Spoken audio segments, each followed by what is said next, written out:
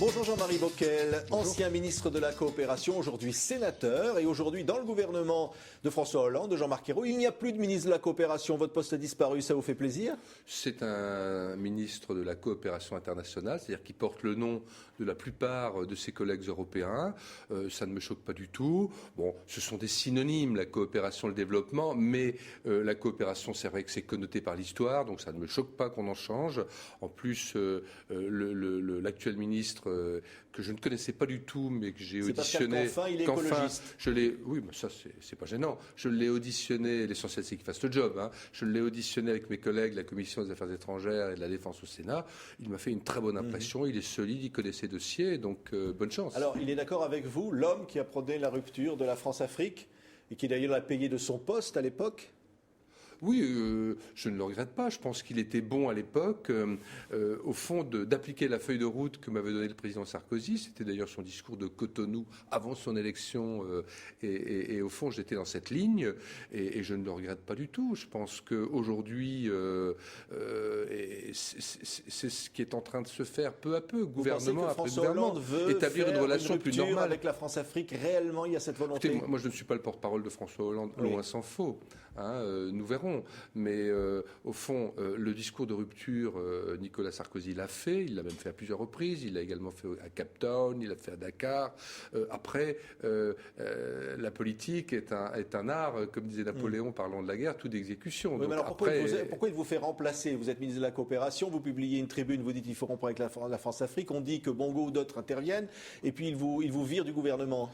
J'en ai parlé avec lui à l'époque. Je pense que ça a été son idée de la raison d'État. Il a considéré que les dégâts chez un certain nombre d'amis de la France de mes propos, que par ailleurs il avait validés, ainsi que son staff de l'Élysée, posaient trop de problèmes et pouvaient nous causer préjudice et par rapport au fond à ce que ça pouvait avoir de positif dans la direction qui était indiquée. Donc dans un premier temps, il m'a soutenu très clairement, publiquement, et dans un deuxième temps, j'ai été débarqué parce que ce qu'on appelle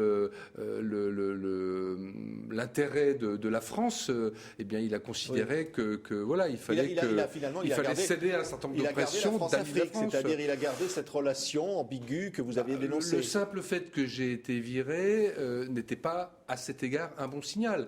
Mais d'un autre côté, soyons justes, il y a quand même quelques signaux qui ont été donnés de sa part pour, je dirais, normaliser la relation. Mais il y a encore du pain sur la planche. Donc il y en a aussi pour l'actuel président. Oui. Alors justement, François Hollande, donc il y a le sommet qui va donc s'ouvrir à Kinshasa, le sommet de la francophonie. Mais auparavant, François Hollande va à Dakar et il va prononcer un discours qu'on dit déjà le discours anti-Dakar de celui de Nicolas Sarkozy, celui où Sarkozy avait annoncé la fin, disant que l'homme africain n'était pas entré dans l'histoire. Vous étiez présent aux côtés de Nicolas Sarkozy à l'époque. D'abord, si je peux donner un conseil amical et gratuit à François Hollande, c'est d'arrêter de se positionner systématiquement contre ce qu'a pu dire ou faire Nicolas Sarkozy. Peut-être que ça a marché au début parce qu'il y a eu ce rejet, etc.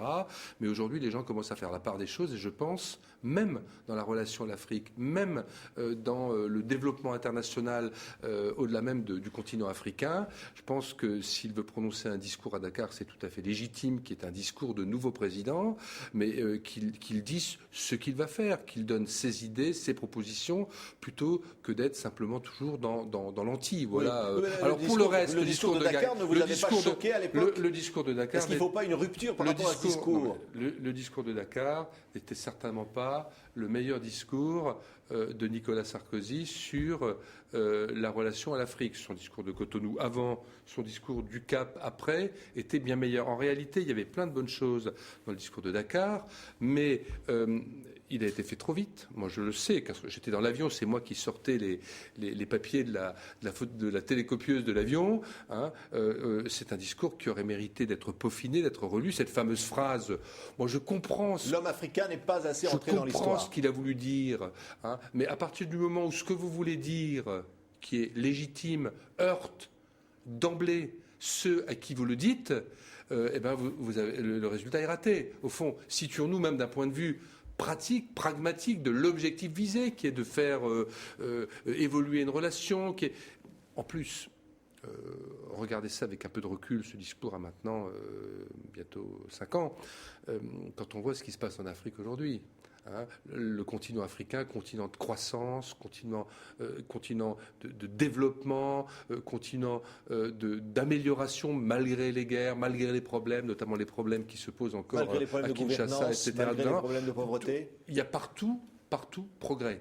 Donc le regard porté sur l'Afrique, l'homme africain, etc., au fond ne correspond pas. Ça a porté préjudice à la France. Ne correspond pas à la réalité. Ça a surtout porté préjudice à la France et ça n'a pas empêché l'Afrique de continuer à progresser. Cela dit, moi je ne fais pas de procès d'intention à ce discours ni à celui qui l'a rédigé, Henri Guénaud, qui est mon ami, parce que je trouve que l'intention était bonne et les autres discours, y compris d'ailleurs beaucoup de choses qui étaient dans celui-là, au fond c'est des choses qui sont encore actuelles aujourd'hui. Oui. Donc que François Hollande fasse la part des choses, c'est le conseil que je peux lui donner. Qu'est-ce qu'il doit dire pour vous, François Hollande? Qu'est-ce qu'il doit faire? Il doit restaurer la confiance avec l'Afrique. Qu'est-ce qu'il doit faire au sommet de la francophonie ou à Dakar? Qu'est-ce qu'il doit dire? Je vais être objectif. Ce qu'a dit Hollande aux ambassadeurs fin août sur la relation à l'Afrique, en quelques phrases bien senties, c'est déjà une bonne feuille de route. C'est-à-dire, il a pris en compte ce que je viens de vous dire. L'Afrique, ne portons pas un regard misérabiliste sur l'Afrique. L'Afrique n'est plus ce que d'aucuns pensent encore qu'elle est. L'Afrique, c'est une chance, c'est un continent en plein développement. Les autres y sont, ayant une relation équilibrée, normale avec l'Afrique, à la fois dans notre intérêt, aussi dans l'intérêt géopolitique de notre relation. Nous avons des intérêts en Afrique, nous avons une histoire commune avec l'Afrique, certes pour partie du temps de la colonisation, mais des Africains sont morts pour notre liberté pendant les deux grandes guerres. Donc tout ça, c'est quelque chose que nous avons en partage. Donc nous avons, au fond, certainement une relation particulière à l'Afrique, même si d'autres continents, d'autres puissances sont aujourd'hui présents. Donc continuons à normaliser cette relation tout en gardant cette spécificité, tout en gardant cette proximité, cette amitié. Et au fond, oui, il l'a assez bien dit dans son discours aux ambassadeurs. Alors, qui ne s'occupe pas trop du passé, qui ne s'occupe pas trop de se démarquer avec Nicolas. Est-ce que c'est normal que la France, évidemment, sur le plan judiciaire, attaque des chefs d'État africains sur cette question? Là, on est sur le sujet de la séparation des pouvoirs, n'est-ce pas?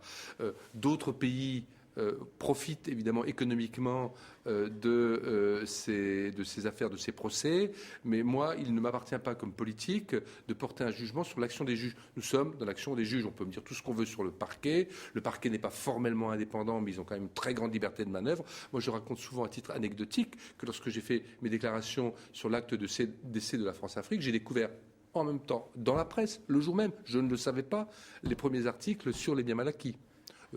C'est la séparation des pouvoirs. Un télescopage qui vous a été fatal. Oui, peut-être, mais c'est le passé. Merci Jean-Marie Bockel, donc ancien ministre de la Coopération, sénateur aujourd'hui, d'être venu sur le plateau de TV5 Monde. Merci.